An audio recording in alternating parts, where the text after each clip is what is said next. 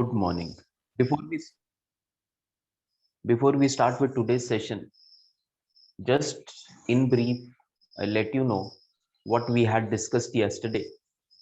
So yesterday we had discussed about the definition of human resource management and mainly the objectives of human resource management.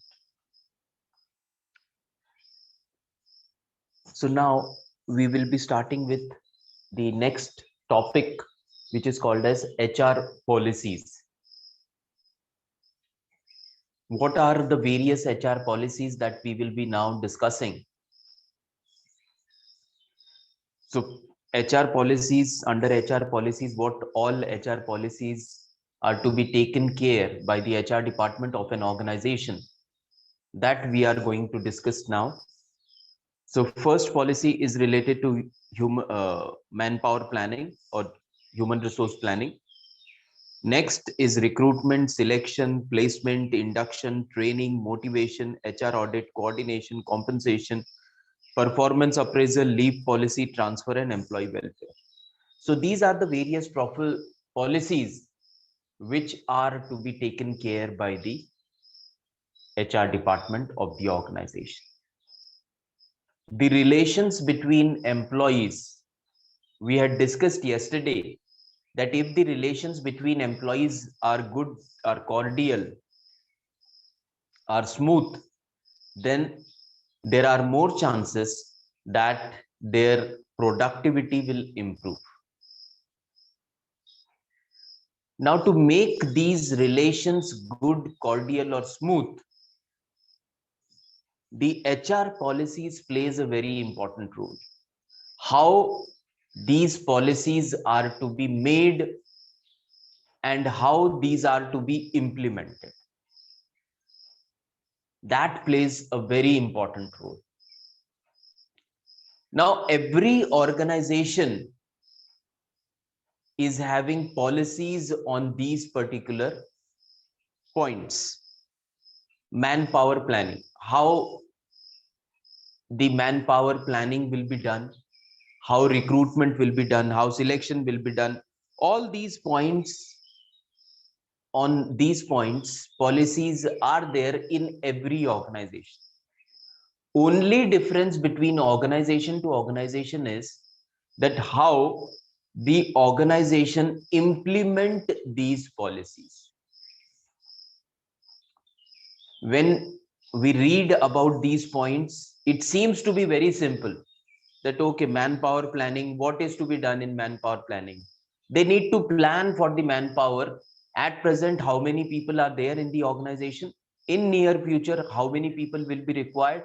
And in long run, how many people will be required? How these employees are to be recruited, how these employees are to be selected, what is to be done in induction, how these are to be trained, how these employees are to be motivated. So these points seems to be very simple, and every organization is having policy on these points. But the major difference between organization to organization is how these policies are actually implemented in the organization. Now, these policies, when they are prepared, these are to be implemented as it is. It means that when implementation takes place, then it should be same for each and every employee of the organization. That means the policies should be impartial. It should not be partial for anyone. Now, one of the policies, say, it talks about, say, performance appraisal or transfer, or we will take, say, selection. Now, every organization, we have already discussed that every organization is having a policy. And we have also discussed a very simple point, and that which was raised by F.W. Taylor, that right type of person should be selected for the right type of play, right type of job. So every organization believes in this philosophy that right type of person should be selected for the right type of job. Now, in an organization, when selection is to be done, there is a clause, one of the applicant to managerial position is close relative of the managing director of the organization. There are other candidates too. The other candidates are superior than this particular candidate, who is a close relative of managing director of that particular company. At the time of selection, what should be the policy of the organization? That right type of person should be selected for the job. So who is the right type of person? The most superior performer should be selected for the job. But if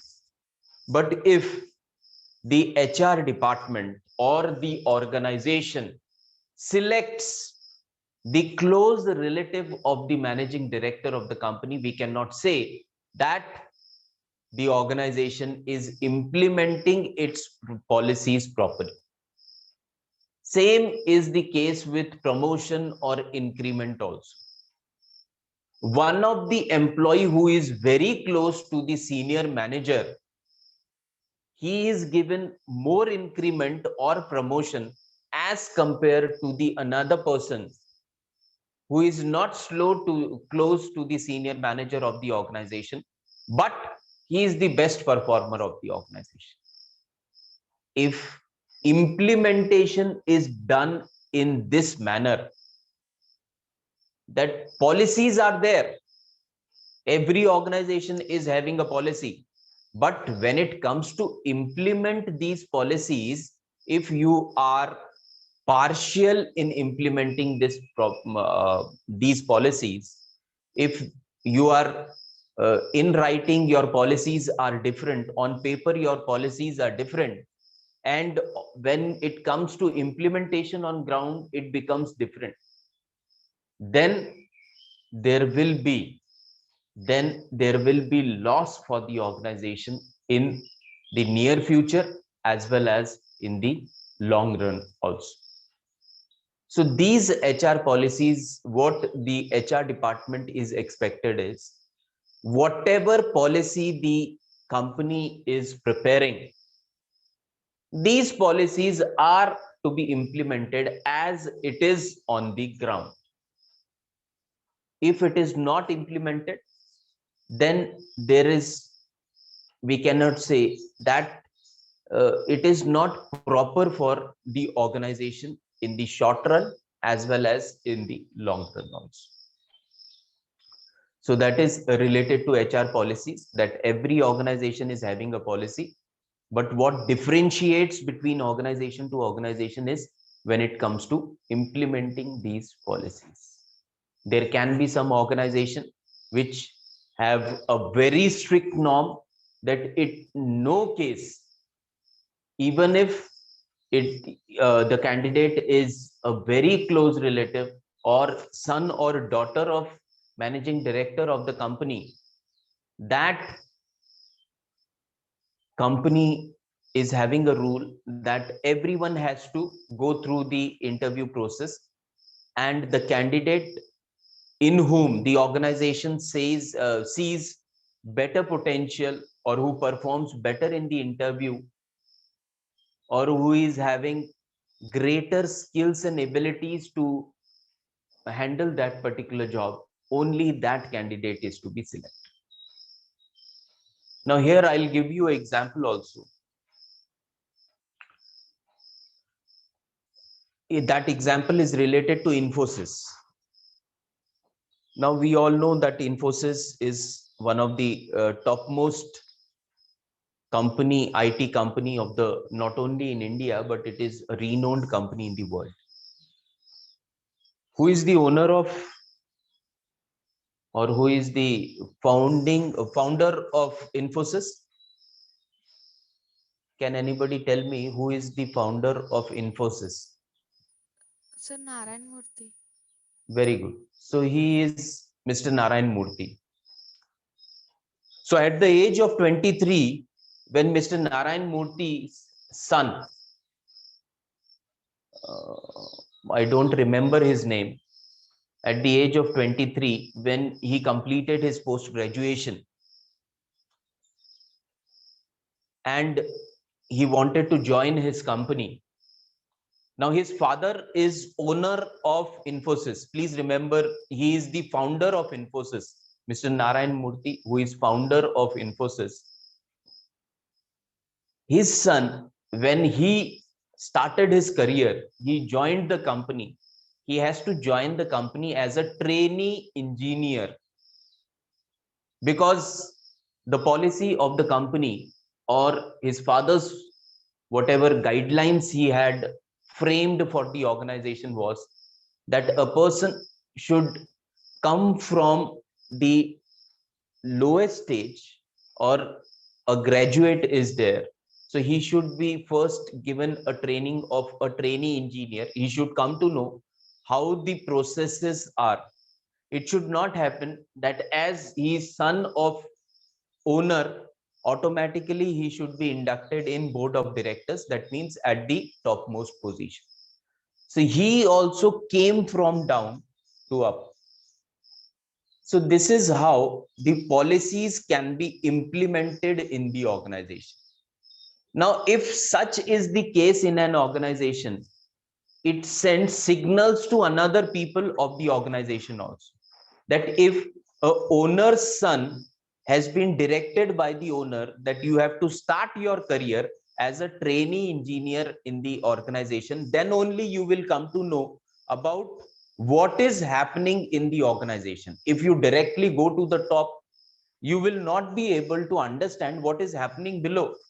So come from below, so you will be knowing what is happening in the lower level of the organization also, as well as middle level of the organization and at the top level of the organization. So it will send signal to the another employees also that here only quality matters. Whatever policies are there on paper, they are implemented as it is. So that is related to HR policies and how it plays a very important role.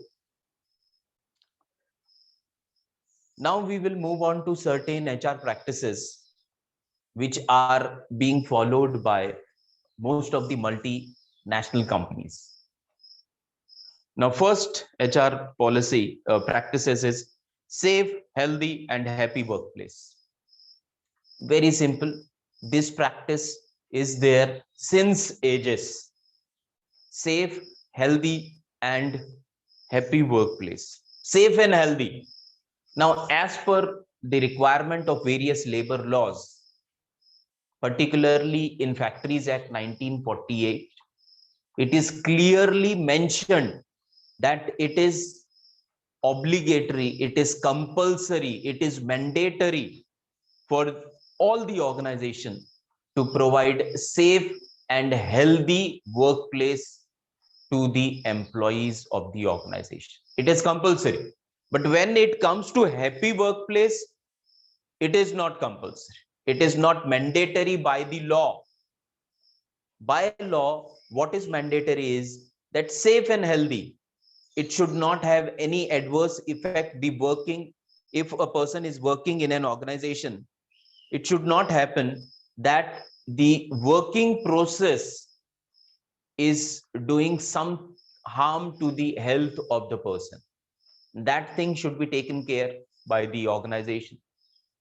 Then safe working environment, that means the machines on which the person is working, those machines should be safe. They should be properly covered, they should be properly maintained, so that the accidents can be minimized. Then the building should be properly maintained.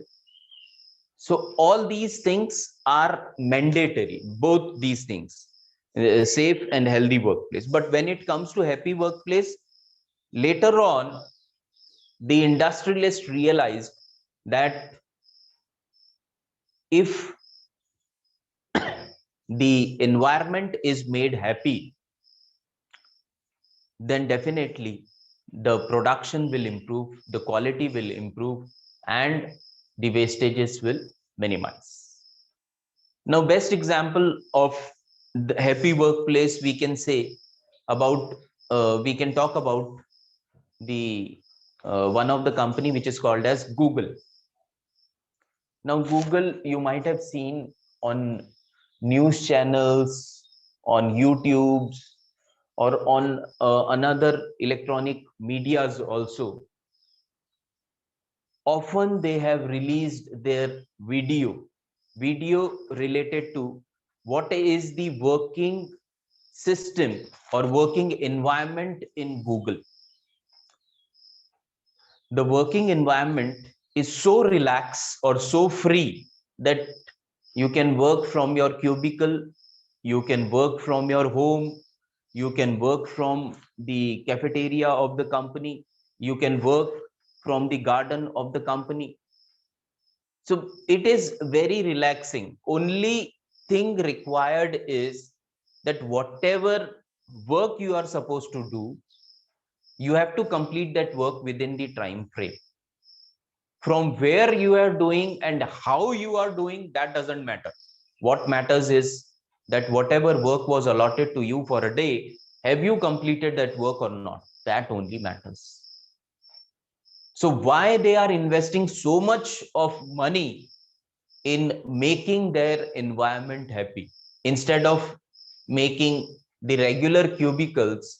Why they are investing so much of money in preparing, say, gardens in the office, in preparing cafeterias in the office, in having crush in the offices, in having playstations in the offices? So every facility is provided to the employee for what?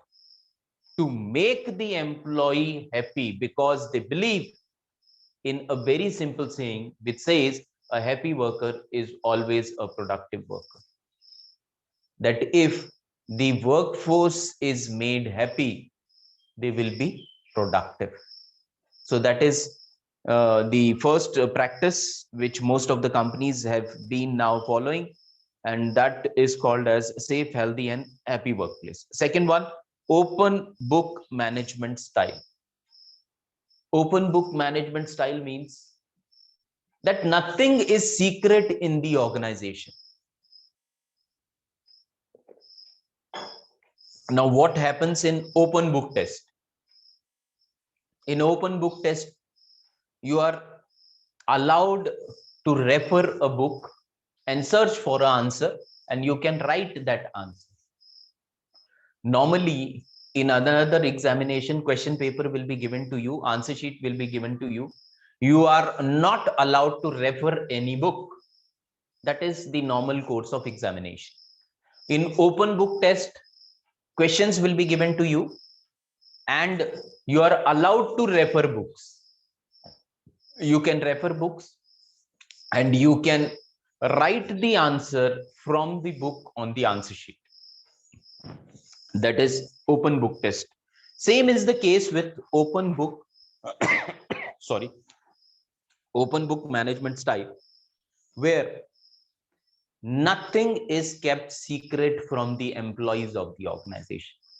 Earlier, there was a practice that all the policy decisions or all the financial related information used to be kept secret from the employees of the organization. Only the board of directors or the topmost positions of the organization, they used to have this information. They used to feel that this is a very secret information which is not to be shared with the employees. Now things have changed. Now most of the organizations are practicing this open book management style, which says that all the policies of the organization should be shared with the lowest level person of the organization. Every employee of the organization should be knowing about each and every policy of the company. that if promotion is to be done, how promotion will be done. If there is a problem, how this problem is to be solved. If transfer is to take place, what is the procedure for transfer? How much profit the company is having?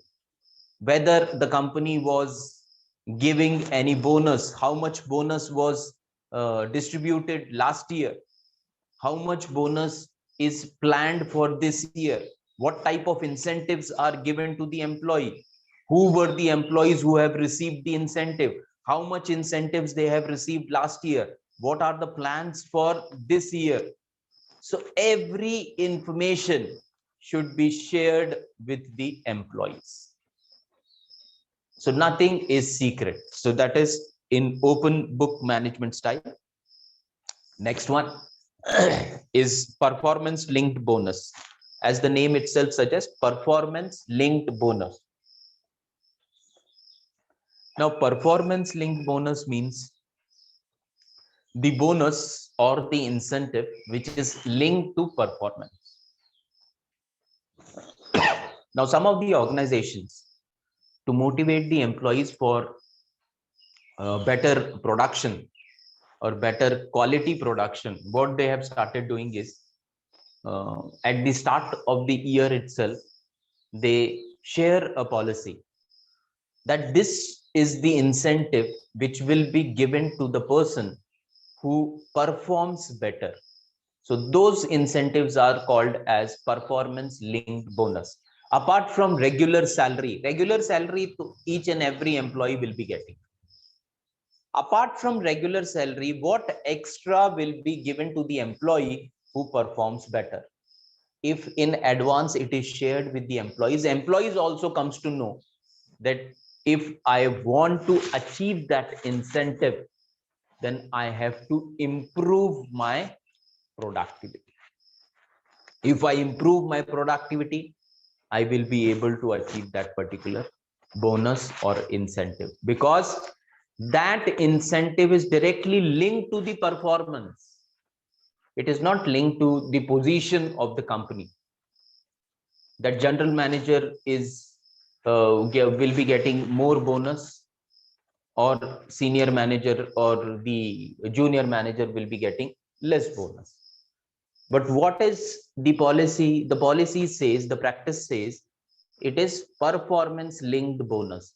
Whosoever, whether he is a worker in the organization, whether he is a supervisor in the organization, or executive in the organization, or manager in the organization, whosoever the person is, if he or she performs better, then automatically he or she is eligible for that performance linked bonus or performance linked incentive. Now, this is again given to the employees to motivate them for better and better productivity. Next one, 360-degree performance management feedback system. Now, yesterday we had discussed about two concepts. One is performance appraisal and the another one is performance management. Now, 360-degree performance management feedback system is considered as one of the most used performance evaluation technique or method which is followed by most of the companies, particularly the multinational companies. So most of the large scale and multinational companies are following this particular feedback system to evaluate. Now, earlier, how the evaluation used to be done, performance evaluation, the superior used to evaluate the performance of the subordinate. Suppose if supervisor's performance is to be evaluated. Now his boss, suppose, is executive. Now that executive will evaluate the performance of the supervisor. That was earlier. Now how 360-degree is different from that particular performance evaluating technique? Now 360 degree, as the name itself suggests, it is 360 degree roundabout. So it is here, it is not that only one person is evaluating the performance of the appraisee. Appraisee is the person whose performance is to be appraised or evaluated. Now, Mr. X performance is to be evaluated. Now, it is not only the superior of the Mr. X who will be evaluating the performance, but it will be the colleague of Mr. X. It will be the superior of Mr. X.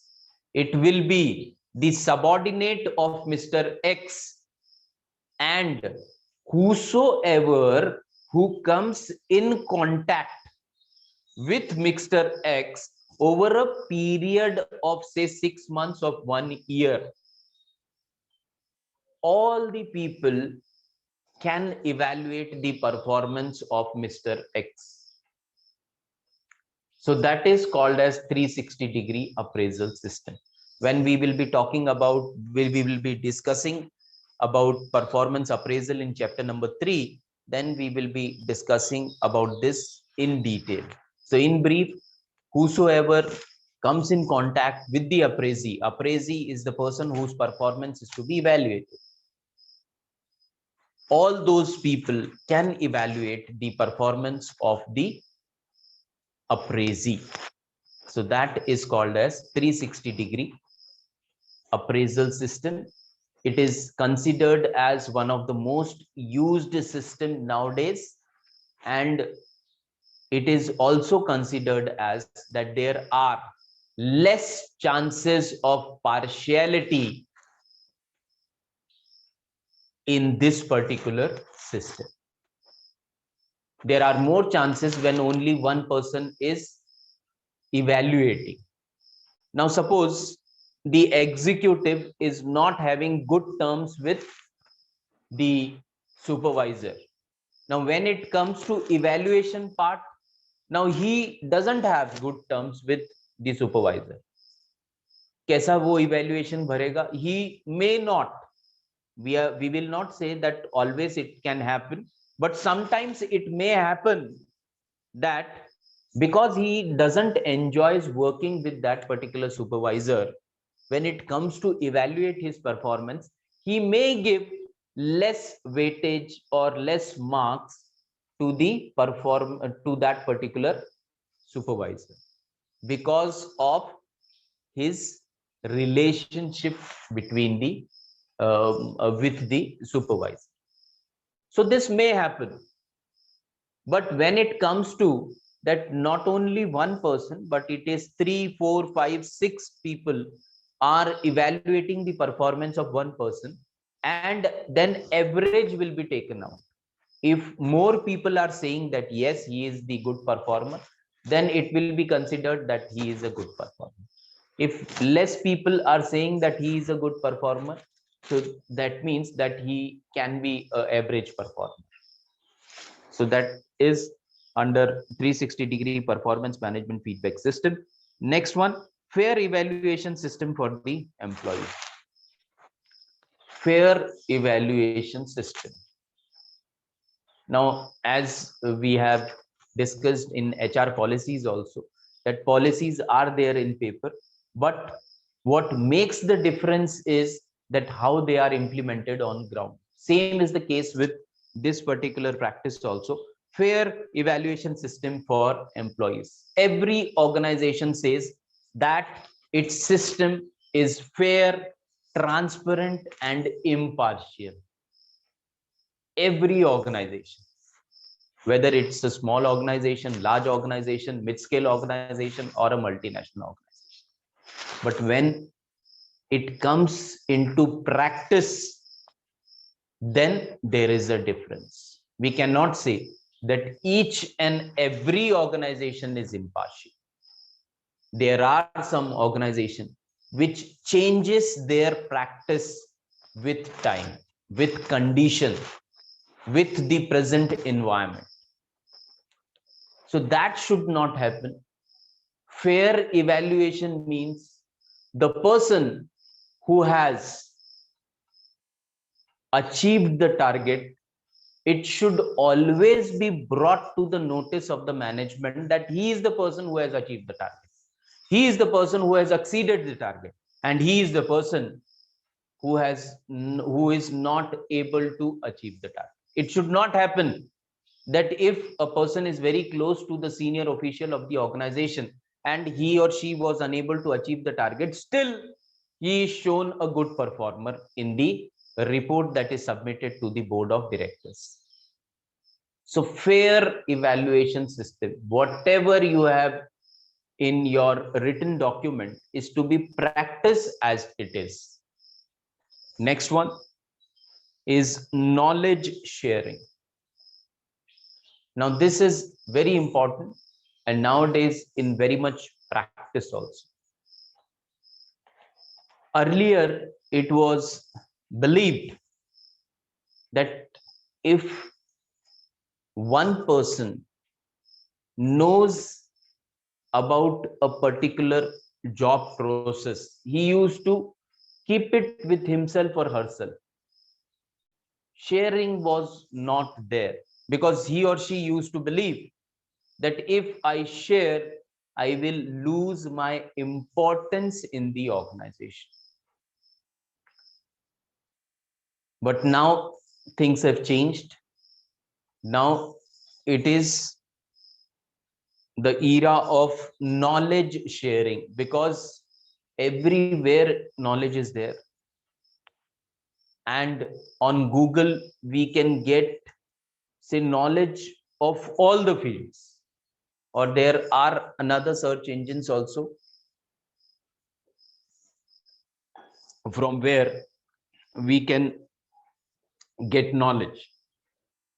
So knowledge sharing nowadays is promoted, that if you know about a particular process, that how, if certain changes are made in a particular process, if it is beneficial for the organization, it should be shared with the organization, with another employees of the organization. Then another major thing is that nowadays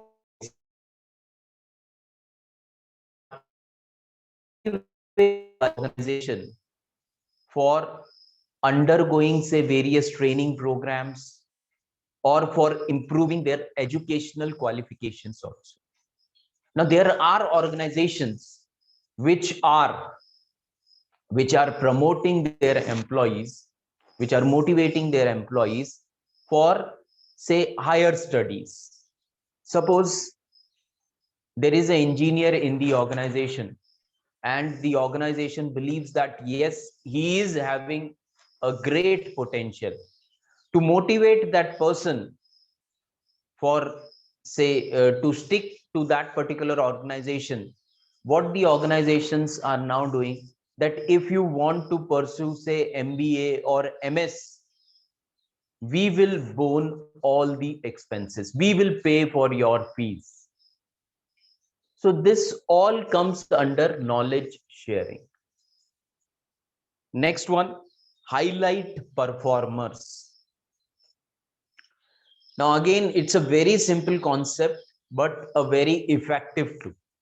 Highlight performers.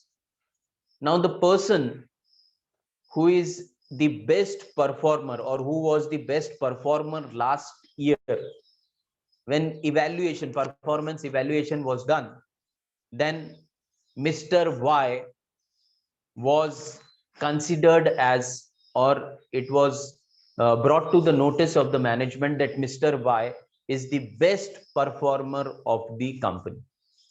Now, highlight performer means it should not happen that only say, appreciation letter was issued by the management in the name of Mr. Y, that we congratulate you for being the best performer of the year dash dash, whatever the year was. We expect that you will keep the same spirit, and this year also you will be the best performer. Congratulations once again. With warm regards, Managing Director of the organization. So this sort of letter is posted to the residence of Mr. Y. So only Mr. Y knows that he is the best performer. Only the department of Mr. Y knows that he is the best performer. The rest 500 or 1000 people of the organizations are not aware that Mr. Y is the best performer.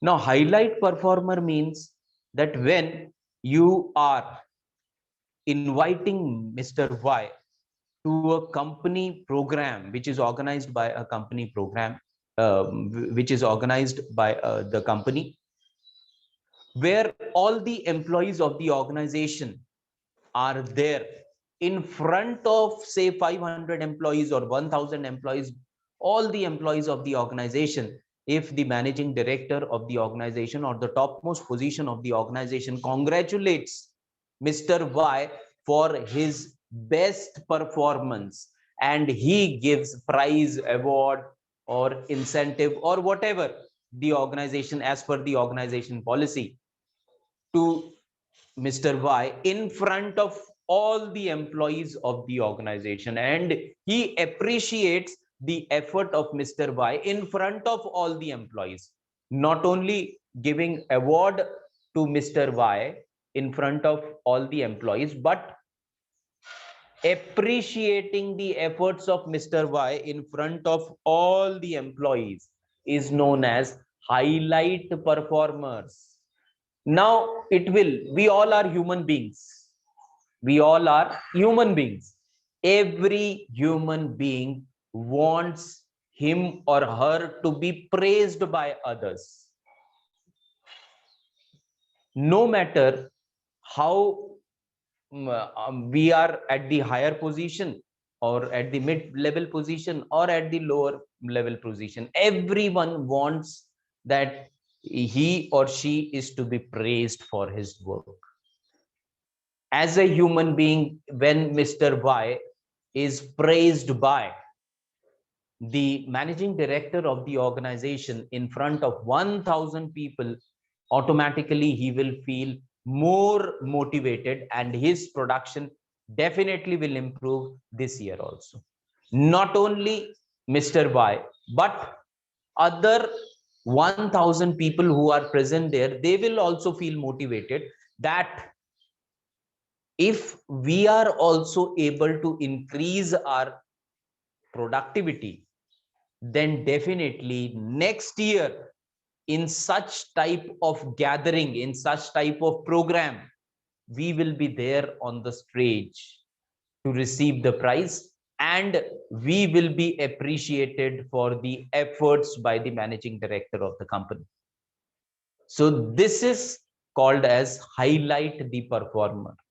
So always highlight the performers. It will not only motivate the performer, but it will motivate all the other people also for better performance. So that is the highlight performers. Next one is open house discussion and feedback mechanisms. Open house discussions and feedback mechanisms. Now, open house. Open house. Now, when we are discussing these concepts, some of the concepts were already in practice since ages.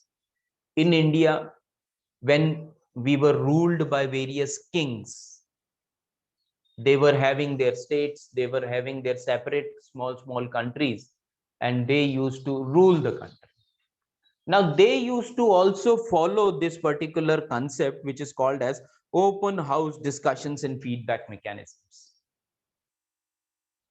Now, at that particular time, they used to hold darbars. Now, what used to happen in darbar?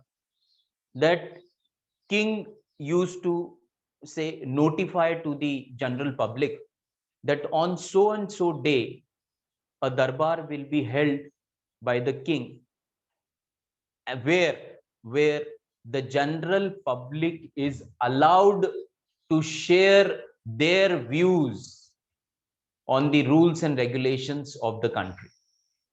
Or if they are having any problem, they can directly bring it to the notice of the king of the country. Whatever problem is there, whatever views are there, whatever suggestions are there, whatever feedback they are having, whether the country is going in the right direction, whether the rules and regulations are properly implemented by the people of the king. So all these things they can directly bring to the notice of the king. So this used to happen in old period also. So same concept is nowadays implemented in large scale organization, where it is brought to the notice of the employees of the organization that on so and so date, at so and so place, at so and so time, a meeting is organized where all the employees are invited, where top officials of the organization will be present, and where the employees are free to share their views on the working conditions or rules and regulations or various policies which are there in the organization, whether they are happy, whether they are not happy. If they are not happy, what is going wrong can be directly brought to the notice of the topmost official of the company. Otherwise, what will happen? Suppose a lower level employee is there. Now he is not happy with a particular, say, regulation of the organization. He feels that it is not implemented properly. Now he will brought it to the notice of supervisor. Supervisor will try to solve it. If he or she is unable to solve it, then next authority, then next authority, then the next authority. So it will take time to reach the topmost authority, and no one is sure whether the problem which is related to the lowest level worker will reach to the managing director or not. But when it comes to open out discussion, here the lowest level worker of the organization is also allowed to share his views to the topmost position of the company, because it's an open house discussion where each and everyone's views are considered. It is not that every time your views will be accepted by the organization, but they are considered. The organization, the top officials will check your views, will verify your views, and if they are satisfied, yes, it is for the benefit of the company, it will be implemented. That is the meaning of open house discussions and feedback mechanisms. Next one, reward ceremonies. So it is very much similar to the highlight performers, reward ceremonies. That reward ceremonies should be organized. Not only the employees should be called on these reward ceremonies, but their families should also be called for these reward ceremonies. It will definitely motivate the employees. It will bring the employees together, and it will make the place a better place or a happier place to work for. And the last one is delight employees with unexpected.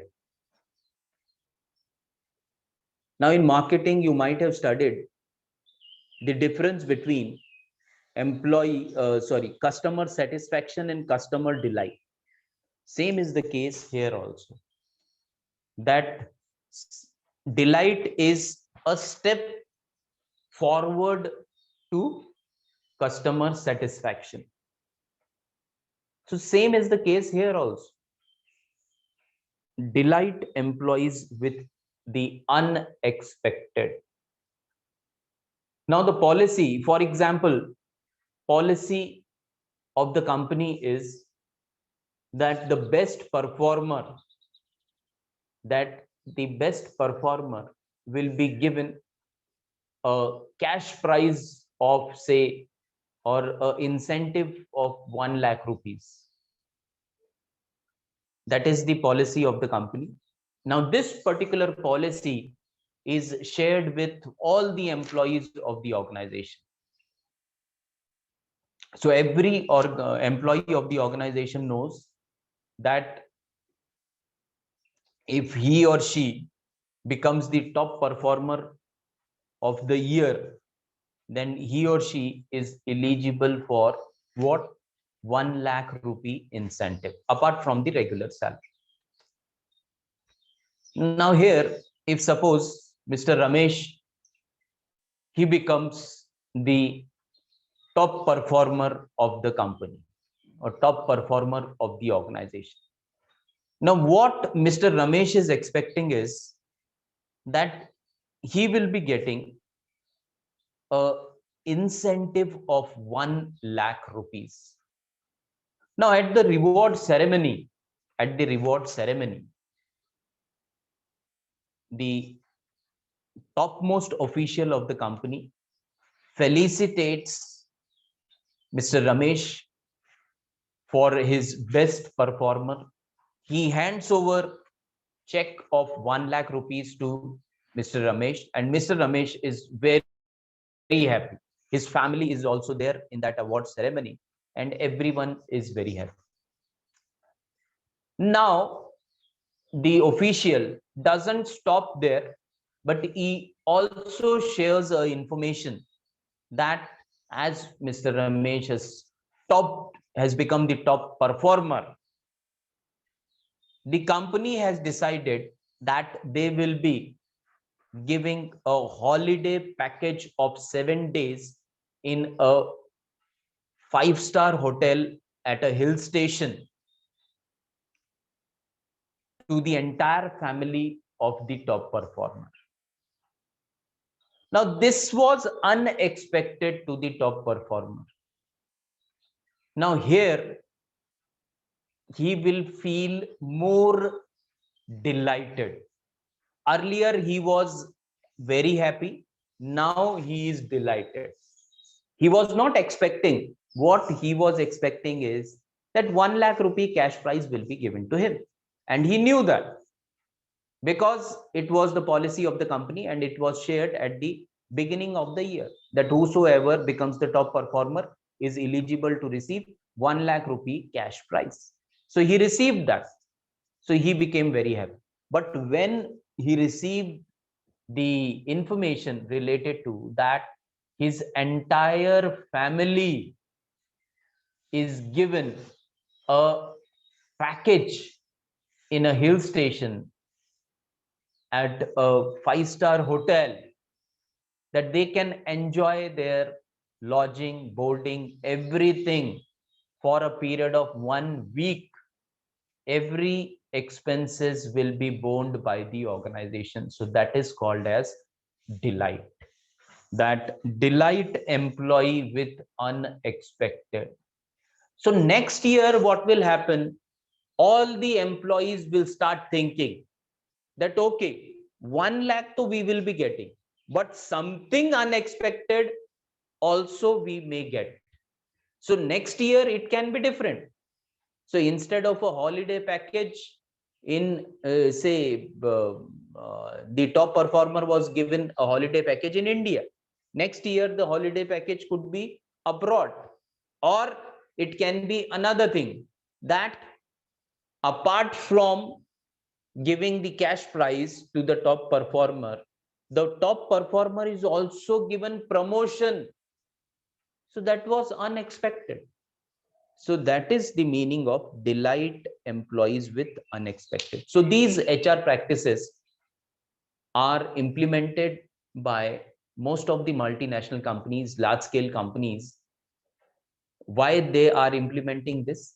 Just to motivate the employee for better productivity, just to convince the employee or the better employee of the organization or the best employees of the organization to stick to the organization, not to change the organization, to retain the employees, to motivate the employees.